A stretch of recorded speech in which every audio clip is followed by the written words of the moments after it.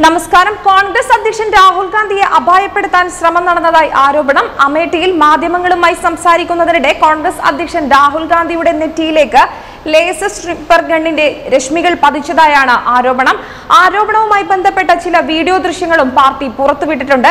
7 തവണയാണ് വധശ്രമത്തിനുള്ള ശ്രമമുണ്ടായത് എന്നാണ് അറിയാൻ കഴിയുന്നത്. അമേഠിയിൽ ബുധനാഴ്ച നാമനിർദ്ദേശ പത്രിക സമർപ്പിക്കും മുൻപ് രാഹുൽ ഗാന്ധി റോഡ് ഷോ നടത്തിയിരുന്നു. ഈ റോഡ് ഷോയിൽ രാഹുലിന്റെ സുരക്ഷിതത്വം ഉറപ്പുവരുത്തുന്നതിൽ ഗുരുതരമായ പാളിച്ച സംഭവിച്ചുവെന്നാണ് പാർട്ടി ആരോപിക്കുന്നത്.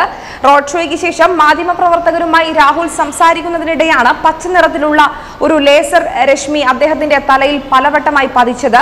രാഹുലിന്റെ തലയിൽ പതിച്ച രശ്മി ഒരു സ്നിപ്പർ ഗണ്ണിൽ വളരെ ദൂരെ നിന്നും വെടിയുതിർക്കാൻ സാധിക്കുന്ന തോക്കിൽ നിന്നും വന്നതാവാം എന്ന സംശയമാണ് കോൺഗ്രസ് നേതാക്കൾ ഇപ്പോൾ മുന്നോട്ട് വയ്ക്കുന്നത്. രാഹുൽ ഗാന്ധിയെ വധിക്കാനുള്ള ശ്രമമാണോ നടന്നതെന്ന് സംശയിക്കുന്നതായി കോൺഗ്രസ് നേതാക്കൾ പറയുകയും ചെയ്യുന്നു. രാഹുലിന്റെ തലയിൽ രശ്മി പതിക്കുന്നതിന്റെ ദൃശ്യങ്ങൾ കേന്ദ്ര ആഭ്യന്തരമന്ത്രി രാജ്നാഥ് സിംഗിനും സുരക്ഷാ ഉദ്യോഗസ്ഥർക്കും കൈമാറിയതായി കോൺഗ്രസ് നേതാക്കളായ അഹമ്മദ് പട്ടേൽ, ജയറാം രമേശ്, രൺദീപ് സുർജേവാല എന്നിവരും അറിയിച്ചു. വാർത്തകൾ ഉടനടി അറിയാൻ top news Kerala YouTube channel subscribe ചെയ്ത് ബെൽ ഐക്കൺ അമർത്തി ലൈക്ക് ചെയ്ത് ഷെയർ ചെയ്യുക.